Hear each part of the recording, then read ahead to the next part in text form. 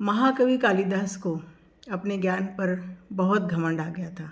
उन्हें ऐसा लगता था कि मेरे पास जो शब्द संपदा है वो और किसी के पास नहीं है। ज्ञान का भंडार मेरे पास है, मैं इस युग का महाकवि हूँ। और इस तरह से वे विचार करते हुए एक गांव से चले जा रहे थे। एक कुआं लगा रास्ते में। कुएं पर एक स्त्री पानी भर रही थी। उन्हें भी प्यास लगी।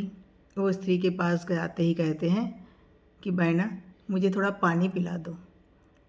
स्त्री ने कहा, मैं तो आपको जानती भी नहीं, आप अपना परिचय दें, उसके बाद ही मैं आपको पानी पिलाऊंगी। अब महाकवि को लगा कि मैं यदि कालिदास बताता हूँ तो शायद ये मुझे पानी ही न दे, मेरे चरणों में गिर जाए और चली जाए। तो उन्होंने कहा, मैं यहाँ मेहमान हूँ, मैं यहाँ मेहमान हूँ।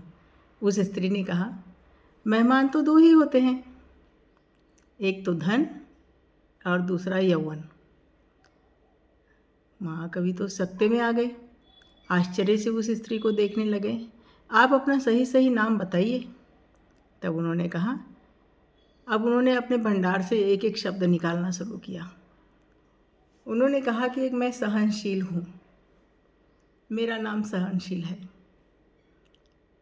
उसने कहा, नहीं नहीं नहीं, सहनशील तो दो ही हैं, एक पृथ्वी और दूसरा पेड़। पृथ्वी जो पापी और पुण्यवान दोनों के साथ समान व्यवहार करती है।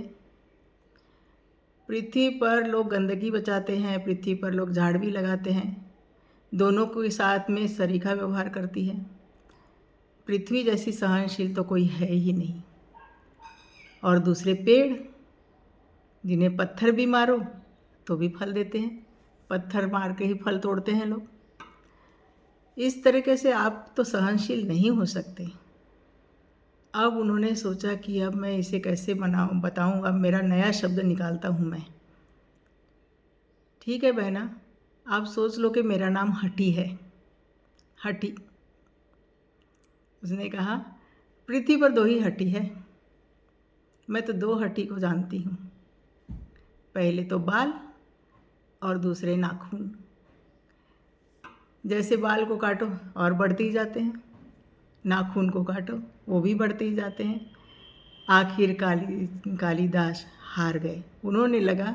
उनको लगा कि ये तो ज्ञान में मुझसे बहुत आगे है, मैं तो व्यर्थ ही अपने ज्ञान का घमंड लेके बैठा हुआ था। और वो उसके चरणों पर गिर गए। उन्होंने कहा, बहना, मैं अपने आप को बड़ा कवि समझता था, शब्दों का भंडार लिए घूमता था, लेकिन तुम्हारे पास जो ज्ञान है वो तो मेरे पास चुटकी भर भी नहीं है, मुझे क्षमा करे। और यह कहकर पानी पीकर वो नम्र विनम्र भाव से वहाँ से चले गए।